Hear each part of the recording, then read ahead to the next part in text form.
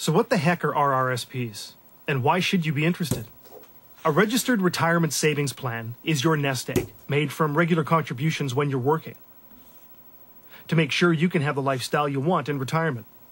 The key with an RSP, which is easier to say than RRSP, is you get excellent tax breaks from the tax man.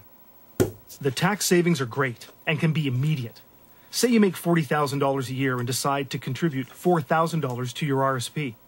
You could lower your income by $4,000 and are only taxed on $36,000.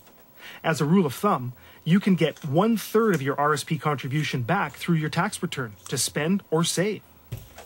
Your RSP grows faster since the tax man can't touch it.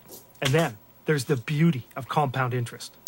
If you invest $4,000 into an RSP and don't touch it for 20 years, based on a 5% return each year, that $4,000 has turned into $10,613. That's why the earlier you start to contribute, the further ahead you are. You gotta love compound interest, and it's even better when it's tax-free. Now, when you withdraw money from your RSP, it's considered taxable income, and that's when the tax man is looking for his share. But lucky you, you've retired and most likely are in a lower tax bracket, so you're going to pay less tax on it. So why do you hear so much about RSPs around January and February each year? Well, the deadline to claim a tax deduction for the year is within 60 days of the new year. And because many of us are like most Canadians and act in the mad scramble before the deadline, we leave it to the last couple of days, hours even. Thank goodness we can contribute to RSPs online. So how do you know how much you can contribute to your RSP? Look on your notice of assessment, the tax return summary which you received last year. It'll also include any unused contributions from previous years.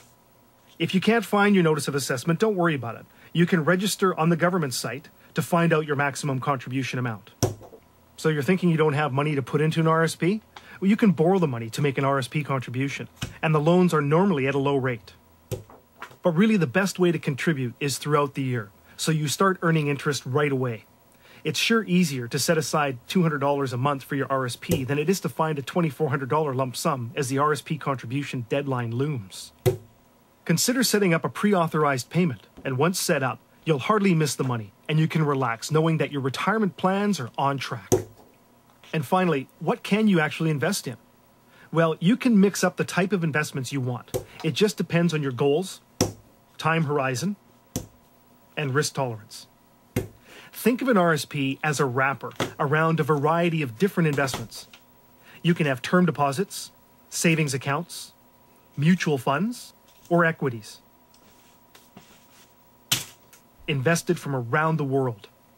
So there you have it. We hope we've given you a taste of why investing in an RSP is a great way to make sure that you build up a beautiful nest egg for your retirement years. And then enjoy it however you like. Visit us online at www.citizensbank.ca for more information.